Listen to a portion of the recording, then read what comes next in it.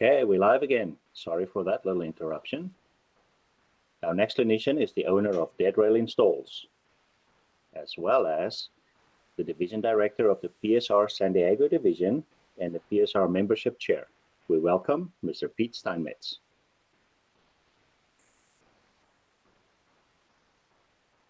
Oh, I'm just waiting to go live here. Are we delayed a bit?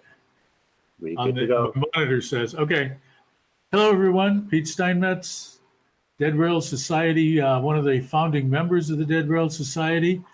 We have a good Facebook group called Dead Rail Society for anybody who's interested in the battery power remote control. And we had a couple technical difficulties getting on there, but we are here now. So what we're going to do is we're going to run a slideshow, and I'm going to talk a little bit about the various Dead Rail systems that are available from various vendors. We're going to talk about all of the systems. We're then going to talk about, let's see, is this working? Of course it isn't. Well, my slideshow seems to be stuck.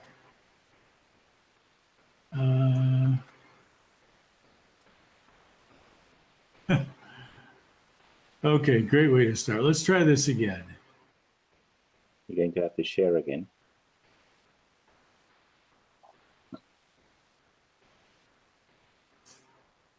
Let's try this. There we go. Okay, Dead Rail Society. Outline brief history of battery-powered radio control. Why it took so long to be in the smaller scales, because the G-scale guys have had it for years. Some of the advantages of Dead Rail. We're going to review the various systems. Then we're going to get to something near and dear to my heart, battery information, and we're going to do a Q&A. If you have questions, just type them in, and they'll be asked along the way. So a lot of people know in the G-scalers, there's been batteries in large scale for a long time, especially outdoors where people didn't want a clean track. G-scale guys had no size limitations on batteries. I remember doing motorcycle batteries, small ones, and putting them in boxcars for guys doing Dead Rail outside. The printed circuit boards and the batteries are big. So into the smaller scales, the HO, O and 30, O scale, S scale, S and 3. Everybody's able now to do Dead Rail. One of the reasons the PCBs got smaller. PCBs are the printed circuit boards. The batteries got a lot smaller. Lithium polymer technology matured, and that's been a fairly recent development. So you can do it in O and 30. I model O and 30. I model HO, S, HO and 3. And there is a way to do it in N if you don't mind having a few trailing cars. Works great with DCC and sound. If you don't want DCC and sound, there's other options, which we'll touch on a little bit later. No interference operating on a Dead Rail or DC or DCC layout. You can just put your train down and run it. Advantages: minimal track cleaning, which is a huge advantage to a lot of people, especially if they have large layouts. No power to the rails, which eliminates wiring. I mean, a lot of guys that are building new layouts dread sitting there underneath the layout, soldering jumpers and doing all this stuff and having hot solder drop in their laps. Also, there's a cost issue because you don't have to pay for all the wiring. Dead Rail is very reliable. It's your battery and it's your loco, and there's much less to troubleshoot. Less cost when building a new layout, as we just mentioned, and you can operate on DC or DCC layouts when they're running at the same time. So major North American suppliers, and I'm not going to touch on everybody, I'm just touching on the majors. Blue Rail Trains, which is in their second generation of Blue Rail DCC boards. Tam Valley Depot, which has a Dead Rail department. Airwire, CVP Airwire, which has probably been in it the longest. They're a very established company, and we'll talk about them a little bit. SCAB, which is Neil Stanton, And then secondary supplier is Deltang out of the UK, which I will talk about a little bit. So Dead Rail Online. There's a Dead Rail Society groups.io. There's Facebook, Dead Rail Society. There's a Dead Rail Society website. Free Rails Forum at freerails.com has a section on battery power radio control. And as I said, deadrailsociety.com. SCAB, we're going to talk a little bit about SCAB. It was developed by Neil Stanton, and it was the first reliable dead rail in smaller scales. One of the things that Neil has set up is charging through the rails, which is somewhat controversial, and we'll get to that a little bit later. But Neil's got a really good system that works quite well. He has a battery using a single cell with a booster on it, which takes up a little bit less space. Tam Valley Depot has DRS-1 radio receivers. Each local will need a receiver. Each layout will need one transmitter, and that transmitter can be transmitting at the same time that power and signal are going through the rails. You could be running the DRS-1 radio transmitter and running your dead rail right on at the same time. Works with all DCC systems. So if you have a DCC system that you like and you want to use your controller, by all means, the Tam Valley system is a good economical way to go. Operates on two frequencies, 916.49 megahertz and 869 megahertz, which we call the Euro frequency. As we said, operators can run DCC and dead rail at the same time. It's compatible with sound and non-sound decoders. With the Tam Valley system, all you're really doing is you're sending the signal through the airwaves as opposed to sending it through the track. Everything else is the same. And you're powering it, instead of track power, you're using battery power. Here is an overview of how the Tam Valley system is set up. You have your DCC cabs, you have your command station, DCC bus goes to other devices, and then you have one going to your DCC transmitter. Transmitter transmits the same signal that's going over the bus to a DRS-1 receiver, which connects to the decoder and is powered by a battery. Very simple. And it doesn't take up much space. Another system, CVP Airwire. The Airwire 900. And as I mentioned before, CVP has a long history with radio control trains. They're an established manufacturer. They were one of the first ones to turn their attention to the smaller scales and came out with some very small boards that will fit in smaller locomotives and tenders. It's well thought out. They have a multifunction radio, the T5000, which I'll talk about in just a minute, and they will work with any NMRA standard decoder. There's three sizes of converters. There's a 1.5 amp, 2.5 amp, and a 5 amp. All are a little bit different sizes, but depending on what the current draw is on your locos, you find one that'll fit.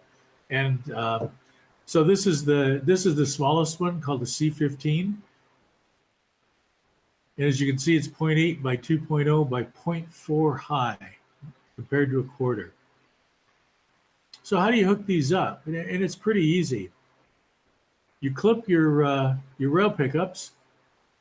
You put the C15 converter, which is a receiver, and it receives the DCC signal from the transmitter, powered with a battery, runs into your sound or motion decoder, where your track pickups normally would run, the red and the black wire, and you just hook up your lights and your sound and your motor as you normally would.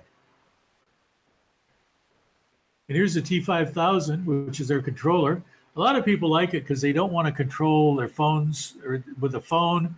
They like a knob. They just like that feel. Buttons have good feel to them. It's easy to operate. You can do all kinds of programming with it. Excellent throttle.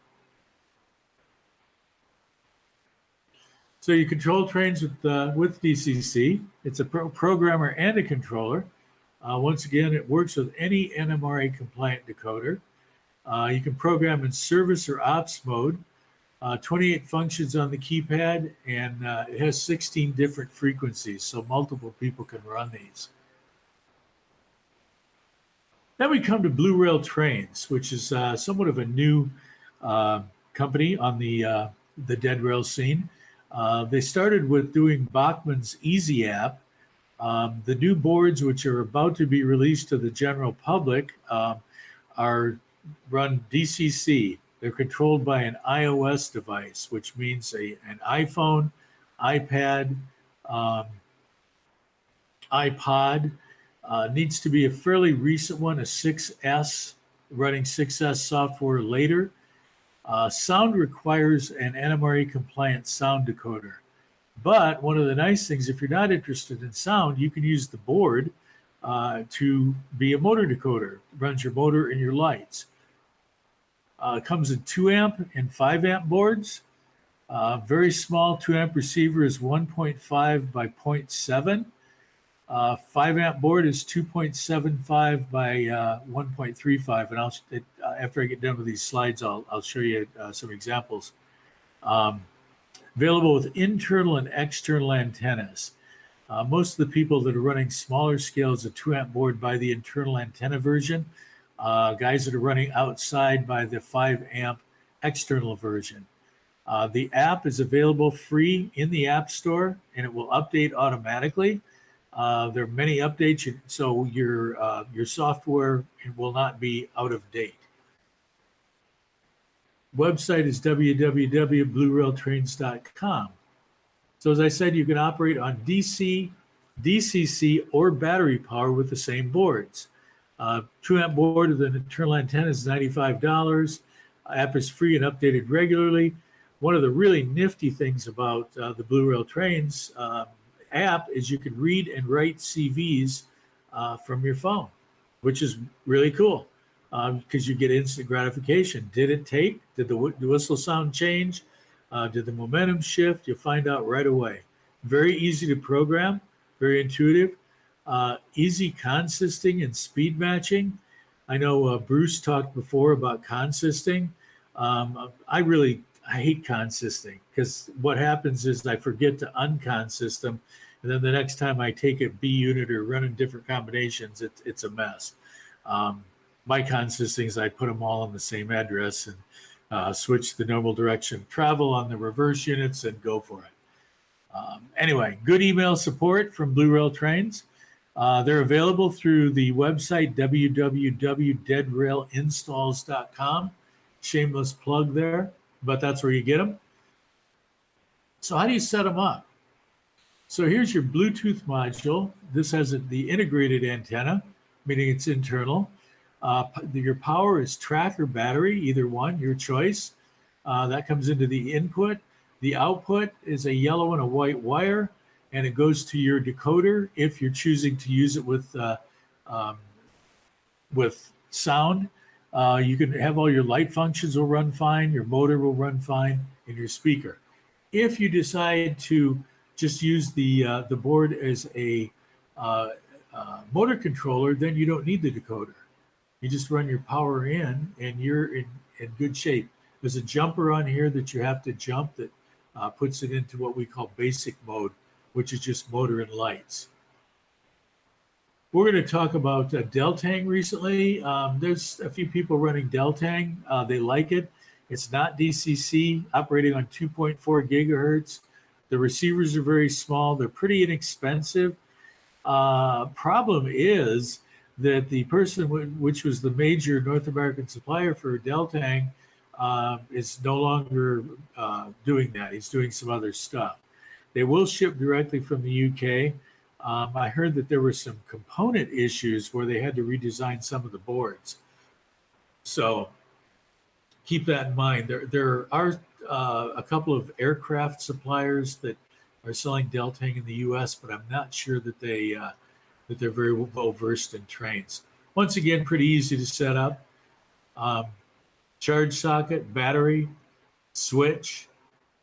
Here's the receiver, and it goes to the motor. That's it. So battery info. We're going to talk about battery info. I recommend using the smallest size battery possible because it leaves you a lot more room. Most of the locos don't draw as much current or deplete the battery as fast as people think they will.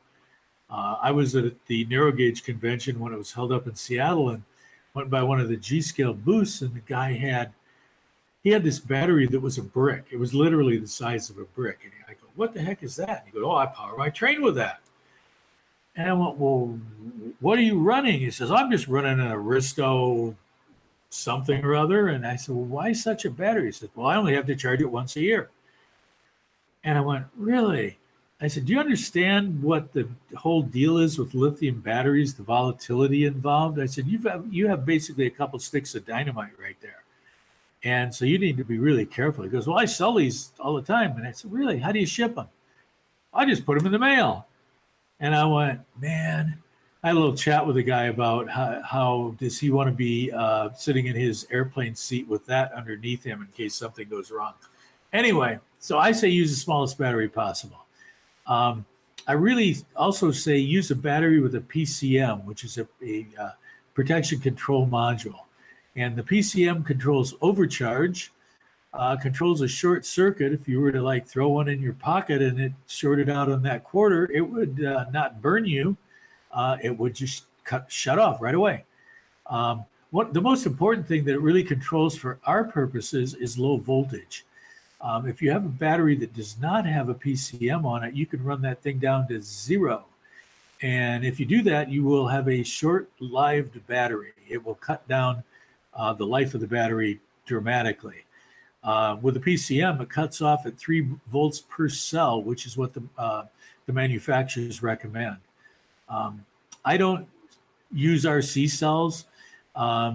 They're low quality. They don't have protection because they can't. It's not that they don't want to put protection on there. They just can't because of the RC motors have very high drain rates, and they would trip the protection circuit, so they don't put that on there. My career was in batteries. One of the things I did was I visited Chinese battery factories looking for partnerships for a company I was working with that needed some more manufacturing capacity, but they wanted very high quality because a lot of their customers were medical.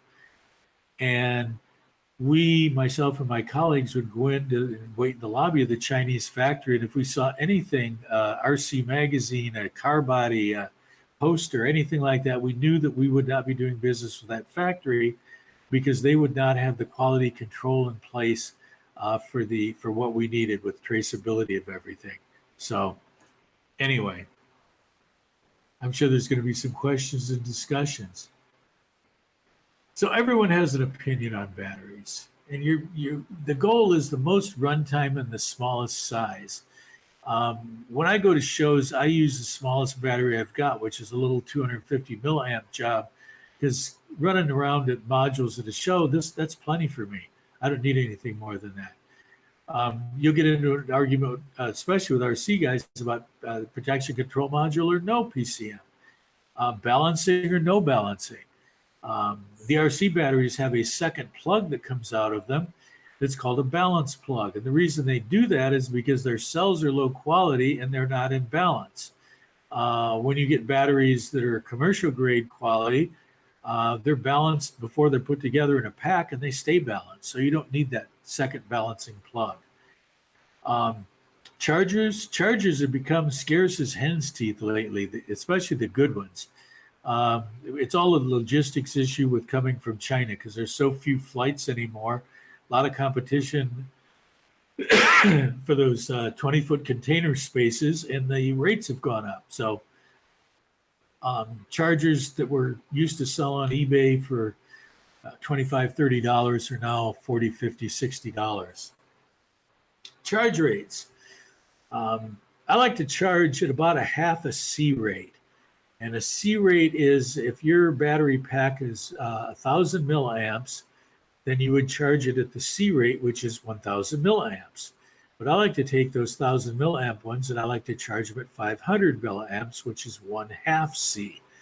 Makes the batteries last longer. Takes a little bit longer to charge them, but they seem to last a long time. I mean, I've got packs, and some of my customers have packs that are just ancient, and they still work fine.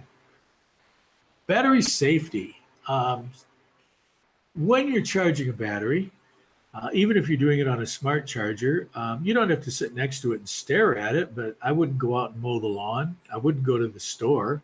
I certainly wouldn't leave them charging overnight. Just stick your head in the door every once in a while and make sure everything's okay. If you have batteries with PCMs, it pretty much will be, but just as an extra added safety factor, I just say keep an eye on them. I was in a store yesterday that primarily was for RC and stuff, and they had some battery charging bags on their counter, and which I think it's pretty hilarious. But I guess the RC guys buy them because they don't trust their batteries. So dead rail installs, which is my company, we do dead rail installations. Dealer for Blue Rail trains, CVP Airwire, Tam Valley Depot dead rail, Soundtracks, TCS. We sell kits for people that want to do it yourself, which the kit consists of a dead rail battery kit is a battery. It's Kapton tape for installation. It's silicone wire, very flexible silicone wire, 2 different sizes of shrink tube, and let's see what else goes in there. An on-off switch with a magnetic reed switch and a charging cable. I also sell that same thing that comes with a Soundtracks decoder, all on the website.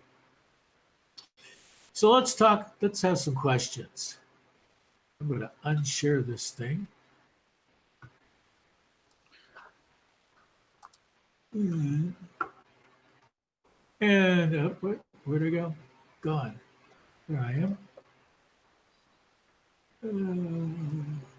There we go, I think. Pete, can you hear me? Yeah, I can hear you. I still see the last slide. The first question is, have you managed to talk to Elon Musk yet to take up railroading? No, but Elon Musk makes what they call large format batteries, and he's very good at it. My batteries are tiny little things called small format batteries. And they're completely different? They're built differently, yes. Yeah, they're built differently. Well, his are designed for high discharge. His thing, he's got a whole bunch of batteries in there, and he's got to have a tremendous battery management system. We're running 3 or 4 cells. Well, we need some battery management. We don't need anything like that. I worked on the batteries for the Segway scooters. And when they started out, it was 240 NiCad sub-C cells, which were the same cells that a lot of people were racing their RC cars and boats and airplanes with. But 240 of them. They're great cells, but the whole trick was in how do you keep them all at the same rate of charge and discharge. That was the battery management system, and that was the most crucial because you wanted them all at the same rate. Same as we do. We want all of our cells, 3 or 4 cells, at the same rate of charge and discharge. That way we get maximum usage out of them. Could you charge them individually with more expensive electronics? Yeah, or you could charge them individually with very cheap electronics. There's some single cell chargers out there that just plug into a USB port. And yes, you could do that. I don't find it necessary because the batteries I sell, I either match them myself. There's a couple of packs I sell that are built here. I have a very good Chinese supplier that builds packs for me. I can't say I've ever had a reject from them, and I've worked with them for about 4 years. All of their batteries work, and they all are to spec. I do check all of the packs that I send out and make sure they're up to spec. How long does it take to charge those smaller batteries? Depends on their state of discharge. If they're already completely discharged down to 9 volts on a 3-cell pack, it's going to take you 45 minutes to an hour to charge them. You mentioned on the CVP throttle page, you can program the decoder in both modes. Yes. So how do you, what buttons do you press to make that happen? The upper left hand is a power and programming, and you hit that a couple of times, and it's scrolls through screens. And then when you find one, you hit a number that corresponds to the function you want on the keyboard, and then it goes into that mode. Why would you use one mode or the other? Some guys just like to use different modes. Do you have a layout there at home? I do not. I belong to an HO club. I'm in Oceanside, California, and I belong to an HO club. Thank heavens they're open for members. I'm also in an 0-30 modular club in Orange County, California. So you run your engines in using dead rail? Yes. I don't run all of them using dead rail. I run them, some run DCC and some run dead rail. So what is your preferred dead rail technology? I use CVP. I use them all, actually. Our 0-30 club, for instance, has a Tam Valley transmitter. So anybody who's running Tam Valleys in business, I can use the CVP because you don't need a transmitter. It's just between you and your loco. Same with Blue Rail. Blue Rail doesn't require a network or anything. It's just between your iOS device and your the Blue Rail receiver in your loco. And I was going to show you, this is the small 2 amp internal antenna Blue Rail. And then the wires go to your decoder. Yes, red and black to the power. Red and black is power in, whether it's track power or battery power. These two wires, the other two, the yellow and white wire, go to your power in on your decoder. If you want to run this, very small and you can't really see it. If you want to run this in basic, what we call basic mode, which is use this as a motor controller, you just put a jumper between two of these holes in the PC board, and you're in business. You're in basic mode. And you can always switch it back if you decide you want to add a sound decoder to it.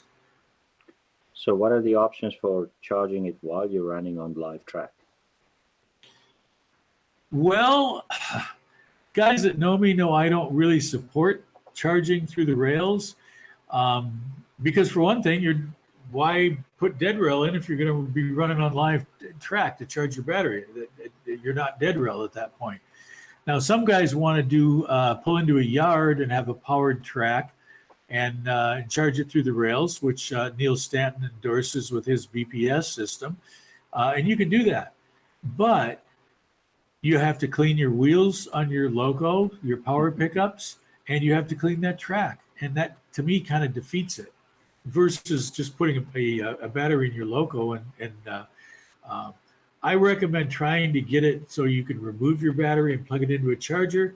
But if you can't or don't want to do that, then you can put just what I call a charge port. A lot of guys on a steam locomotive will put that charge port on a water filling hatch. You just open it up and plug your charger in. There's ways to disguise it near the wheels. The jacks I use are the connectors are very small, so you can easily disguise one. And then just plug it in and just leave it on the rails, plug it in and charge it. What? Go ahead. Go ahead. No, you. Well, another thing you can do, because the guys will come and say, well, I've got 50 engines, I can't possibly dead rail all of them. And I go, okay. So how about if you dead rail, and all you got to do is make what I call a power car. Power car has your receiver and your battery in it. You run 2 wires from your power car to your loco, and you just tap into where the power goes into the decoder, put a connector in between the loco and the power car, and you're in business. And if you keep a few charged power cars sitting around, as soon as one discharges, you pull that off, put another one on, and off you go. Takes seconds.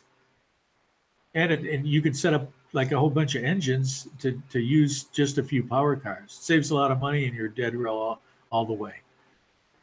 There's a really nice operating layout in Austin I believe it's the Bronx terminal, Okay. that does exactly that. So if you're ever in the Austin area, give Riley Triggs a visit. Okay. It's Riley. Riley Triggs. Oh yeah. Okay. Yeah. Yeah.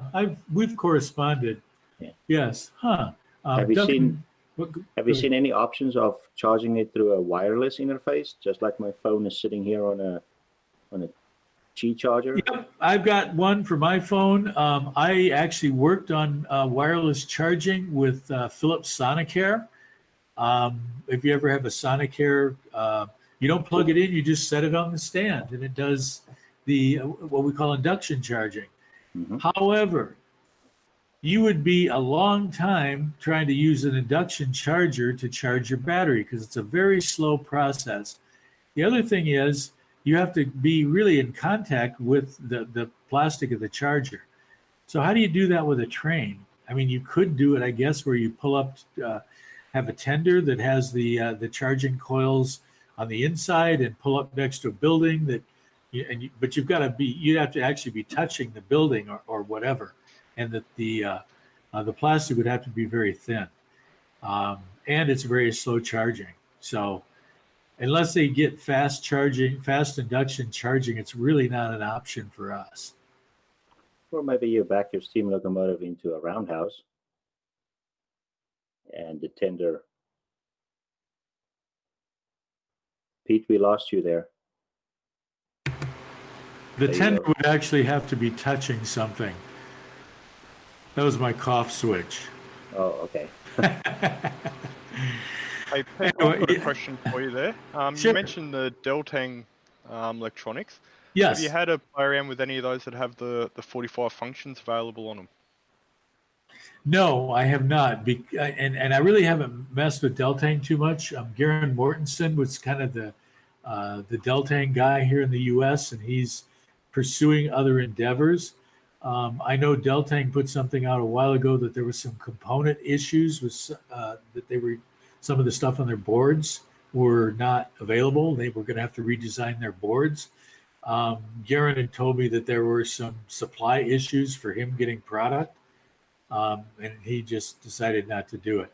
I think there's a couple of companies that are primarily going for the flight market, because Deltang really is an airplane company that's making electronics for airplanes.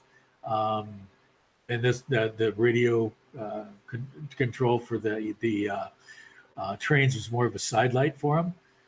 So I really have not done too much with them. I know some people in the UK are doing more with them than we are over here.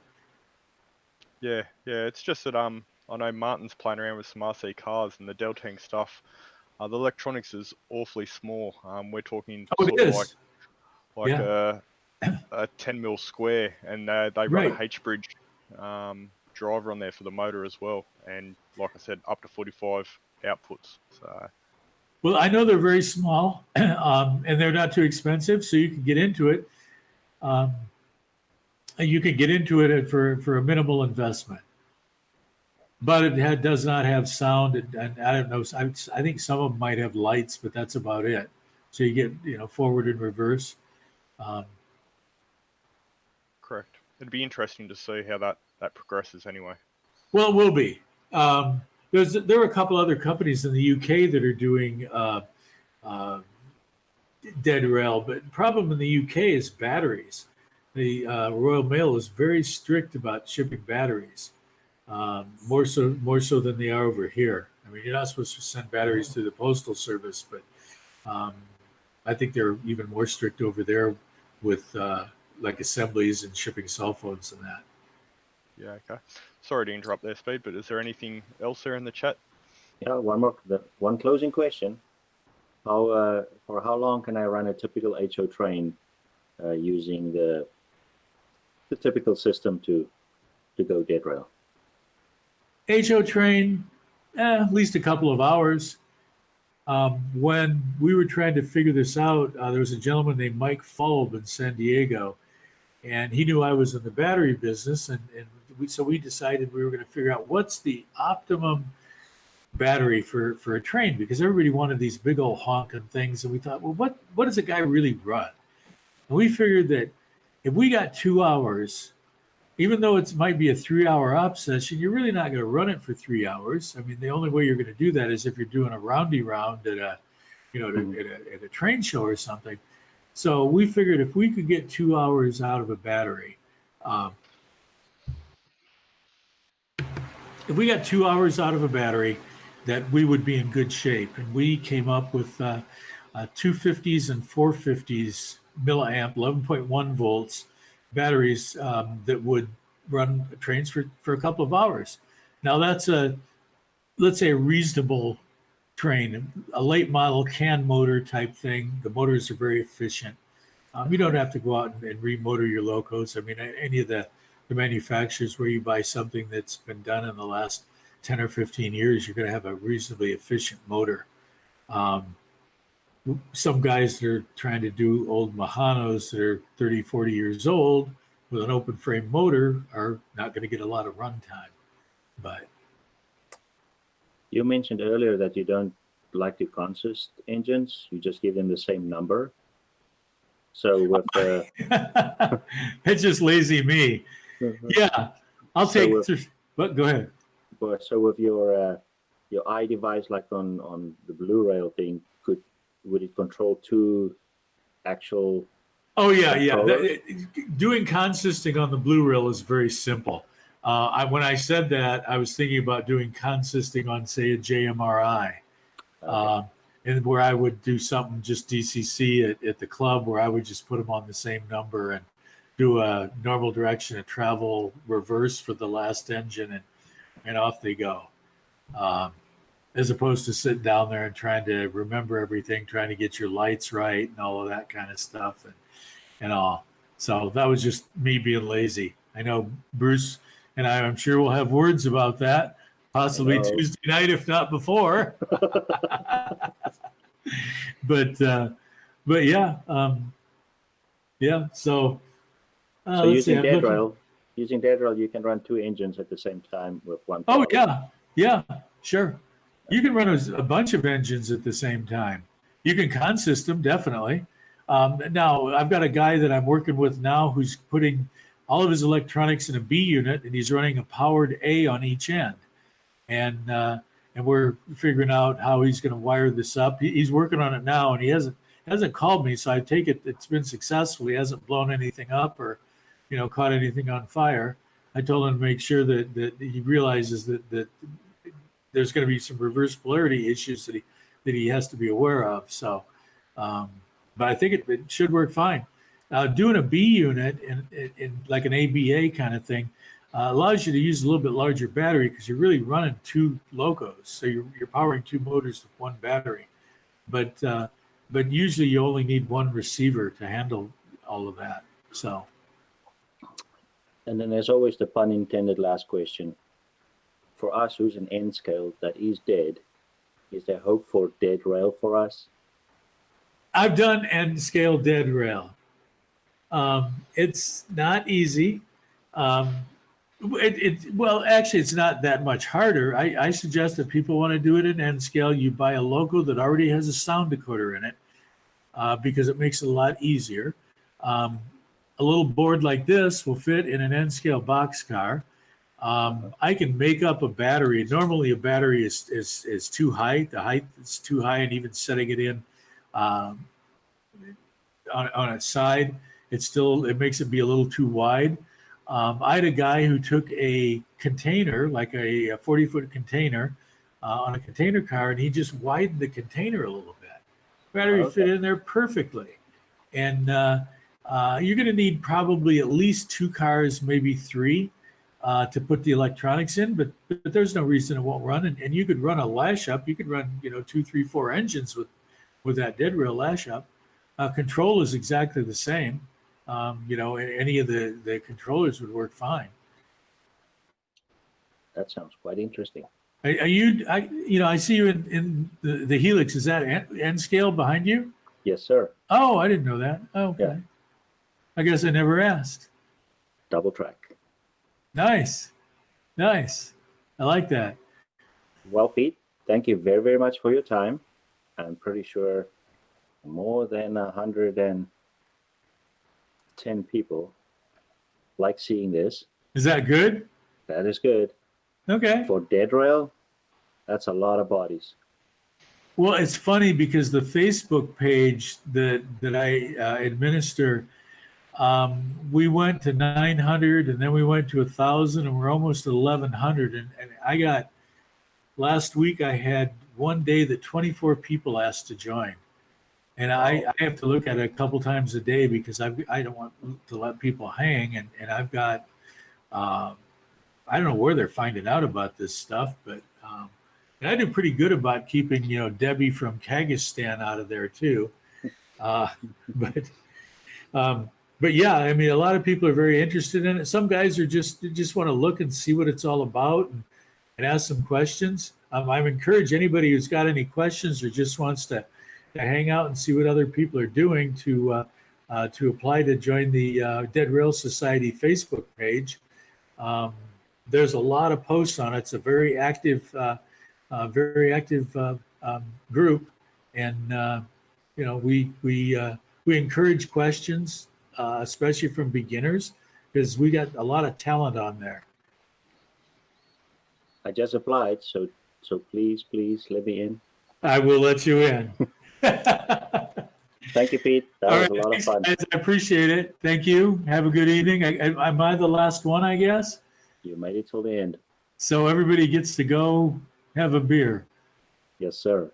All right. Thanks, guys.